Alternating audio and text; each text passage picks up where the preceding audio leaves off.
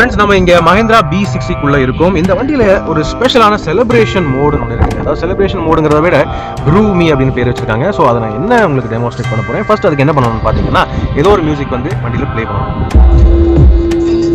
அதுக்கு ஏற்ற மாதிரி வால்யூம் கம்மி பண்ணிக்கிறேன்.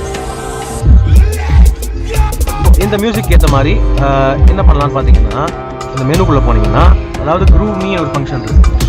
இந்த க்ரூமிங்கிறது என்னன்னு பார்த்தீங்கன்னா, செலிப்ரேஷன் மோடு மாதிரி show with lights and music. ஓகேவா? ஸ்டார்ட் ஷோ கொடுக்குற பாருங்க.